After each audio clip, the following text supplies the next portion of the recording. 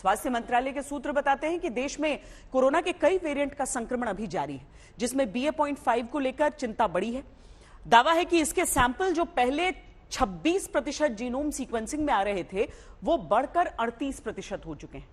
BA.5 variant के वंश से ही जुड़ा है अभी चीन में खतरनाक हुआ BA.7 वेरिएंट। ऐसे में आगे कोरोना पर हावी राजनीति का नया रूप दिखाए उससे पहले बड़े हेल्थ एक्सपर्ट को सुनिए, चिंता को अपनी कम करिए।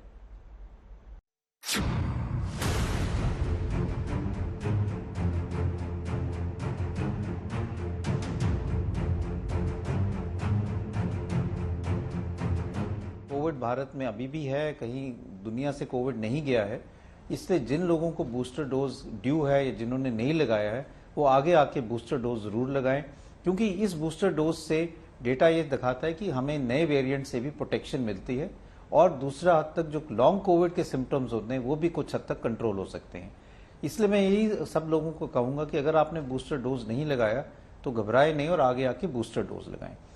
दूसरी चीज, आगे हम ये देखेंगे कि शायद हमें और बूस्टर डोज की जरूरत पड़े या नए वैक्सीन की जरूरत पड़े, क्योंकि जैसे जैसे वायरस म्यूटेट करेगा, इवॉल्व करेगा, तो हमें भी अपनी प्रोटेक्शन के लिए डोज लगाने की जरूरत पड़ेगी और बूस्टर डोज लगाने की जरूरत पड़ेगी, जैसे और देशों में भी हो रहा है।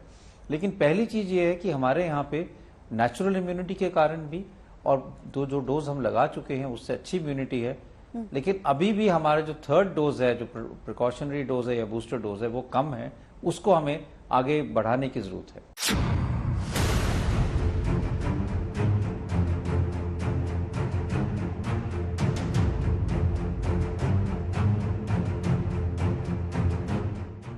भारत में बहुत ही हाई लेवल की नेचुरल इम्यूनिटी कई महीनों से आ चुकी है।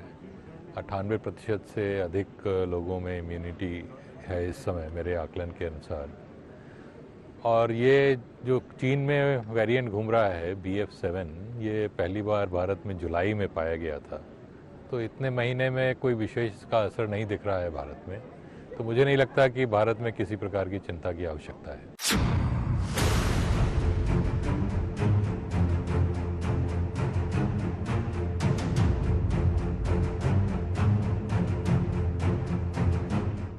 ये नहीं कह सकते कि ओमिक्रॉन का डिफरेंट वेरिएंट जो आ रहे हैं उनमें से कोई नया वेरिएंट बहुत ही खतरनाक हो सकता है।